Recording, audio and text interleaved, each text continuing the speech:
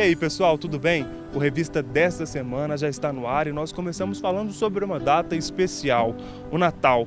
Aqui em Belo Horizonte, um morador ilustre criou uma arte que virou patrimônio cultural nacional na década de 80.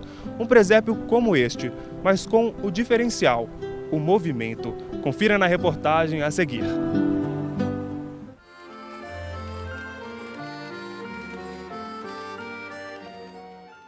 Essa história começa com o desejo de uma criança de enfeitar a casa para a noite de Natal. Era início do século XX e o menino Raimundo morava na região leste de Belo Horizonte, local conhecido como Pipiripau. Ali surgia uma das principais obras de arte popular da capital mineira, o presépio do Pipiripau. Desde então, a obra virou referência religiosa e cultural, é sempre destaque nos principais jornais e noticiários, e até ganhou as telas do cinema.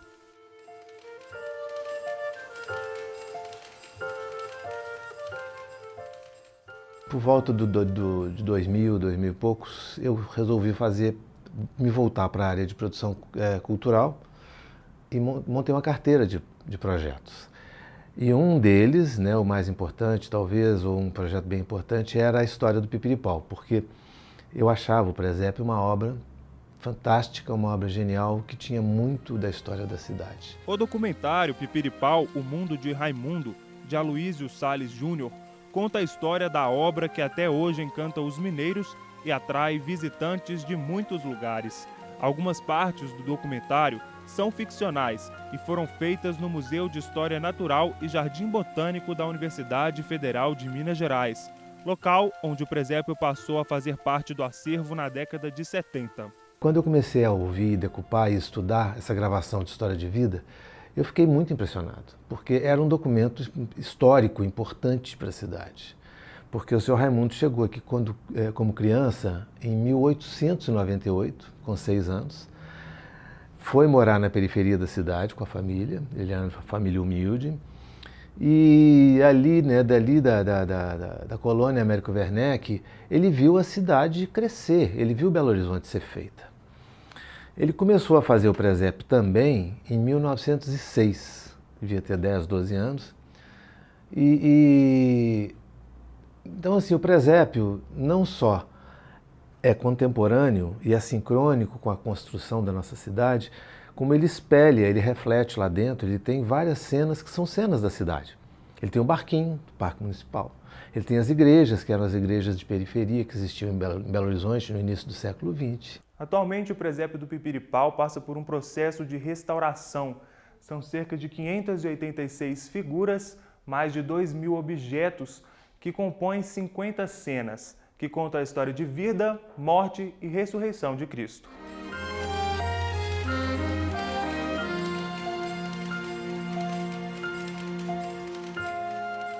Ele começa criança com um pequeno menino Jesus, que ele compra, em seguida ele modela as outras figuras da Sagrada Família, compõe, e aquele sonho aumenta. Então ele recorre a materiais comuns do dia a dia. Então ele vai usar um pinus, que é uma madeira comum, uma madeira muito popular, barata, papier-mâché, que é muito comum, inclusive nas escolas infantis, que é a pasta de papel com cola, e ele vai modelando as figuras. Muito material orgânico, como vegetação natural, ele acrescenta para ornamentar. Muitas conchas de todo tipo, de todo tamanho, e muito interessante, que são penas. Então, vários animaizinhos ele coloca penas de verdade. E hoje a gente está tendo um tratamento muito cuidadoso, de reconstituição, às vezes até substituição de algum desses elementos.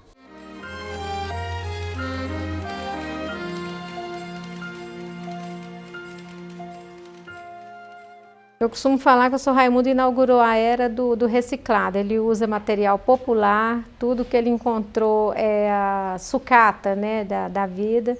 Ele coloca na ornamentação botõezinhos, conchas, miçangas, chaveirinho, metal. Ele reutiliza uma garrafa, reutiliza uma tampa.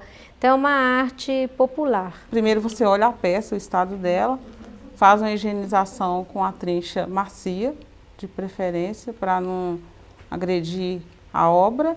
Aí depois faz uma limpeza química, no caso pode ser com a água ionizada. E dependendo do que estiver na peça, um verniz, alguma coisa assim, a gente olha se ele é orgânico, se não é. E a partir do que for descoberto, aí se você for usar um químico mais forte, aí você usa esse exaustor, né, para evitar a segurança nossa e de quem estiver em torno. Aqui então é exemplo, né, da diversidade de materiais que o senhor Raimundo utilizou, como as penas. Então foi feita ele estava com excesso de graxa nas penas, então foi feita uma limpeza, né? Então essa limpeza possibilitou também que mostrasse esse material também, que as conchas, né? Aqui no bico também foi feita uma reintegração cromática, porque tinha uma perda de cor também. Então, já deu uma nova aparência para a peça. O processo de restauração vai contar com a ajuda de engenheiros, bombeiros e eletricistas. Os materiais que constituem presépios são orgânicos e estão em processo de degradação. O que nós fazemos é estabilizar essa degradação, né? Principalmente que são materiais, muitas vezes, muito baratos, que foram utilizados para a confecção do presépio. Então, é relativo. Se ele for bem conservado, ele tem uma vida prolongada, senão ele vai decompor muito rápido. Por isso que nós estamos trabalhando na conservação desses acervos. Os próximos passos são a restauração da parte mecânica e do próprio espaço do museu que comporta o presépio. A previsão é que tudo fique pronto até o final de 2016.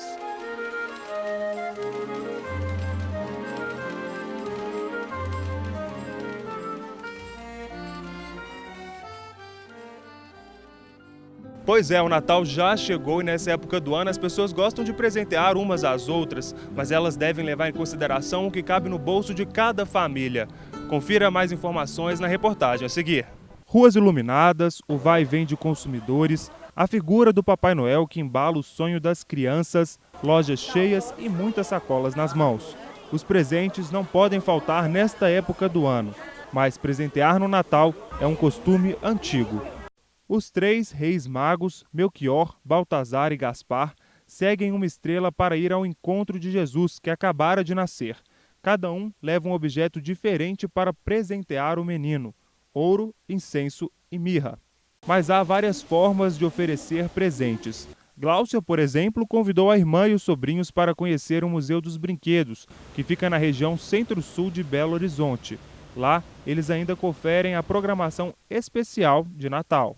Meus sobrinhos não conheciam ainda o museu, então eles não tinham ideia assim, de como é que eram os brinquedos antigos, as bonecas de porcelana, os videogames que eles gostam tanto, né? Desde lá que a gente jogava Atari, etc. Então a gente trouxe para eles conhecerem isso tudo. As crianças de hoje ficam presas horas do dia em tablet, em celular e ficam com preguiça, muita preguiça eles têm de mexerem um corpinho, que é pular corda, andar de bicicleta. As minhas filhas estão pedindo patins, que eu estou incentivando mexerem o corpo.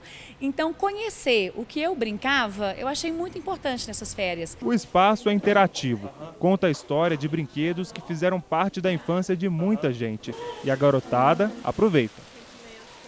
Eu já vim aqui no museu várias vezes. Eu já vim com a minha escola e hoje eu vim com as minhas primas. Foram os videogames que eu achei mais legal aqui no museu. O acervo conta com brinquedos brasileiros e de outros países. Aqui, o que vale mesmo é a alegria das crianças, principalmente no Natal. Natal é família, então as pessoas se procuram mais, procuram às vezes resolver problemas, superam tudo para viver aquele momento de família. E é uma coisa que a gente devia buscar sempre, né? Então o que a gente falou muito com eles é isso, e sempre desejar, sempre ter esperança e no mundo de hoje cada vez mais, na vida, nas pessoas, nos desejos e nos sonhos que a gente tem. Para quem pretende curtir esse Natal com a família e evitar os gastos, é bom ficar atento. De acordo com o especialista em consultoria financeira, os consumidores de plantão devem procurar o bom senso e poupar o bolso. Nesse período de festas, muitas vezes as pessoas se empolgam, mas que elas saibam também se organizar dentro dos seus limites, porque aquilo que realmente a gente procura com a festa é a integração, o bem-estar, e a gente sabe que toda vez que a gente entra numa linha de excessos, depois vem a conta. E se a dica do especialista é ter bom senso e economizar, aqui nesta loja na região noroeste de Belo Horizonte, os clientes encontram uma variedade de produtos e preços. E brinquedos como este, que chega a custar R$3.000. Paulo foi à loja com a esposa para pesquisar os preços do presente para o filho Guilherme, de 4 anos. Segundo ele, esse ano, o que o filho pediu está caro. Neste ano tá assim, viu? Esse ano teve uma inflacionada nos brinquedos, viu, sim. Tá um pouquinho na dúvida do que comprar para a criança mesmo. E mesmo com tanta recomendação e um momento econômico não favorável, o comércio comemora. Até que a gente está até surpreendendo, que a gente até esperava menos pela crise que está tendo, né? Pela Copa, pelas eleições, até que está igual ao ano passado, tá até bom a demanda. Mas o importante mesmo é festejar e fazer bons pedidos para o Papai Noel. O Revista vai para um rápido intervalo. No próximo bloco você confere uma reportagem especial sobre um presente que mudou a vida de uma pessoa. Tem também um Malicu especial sobre um mineiro que viajou pelo mundo todo. Não sai daí, voltamos já já.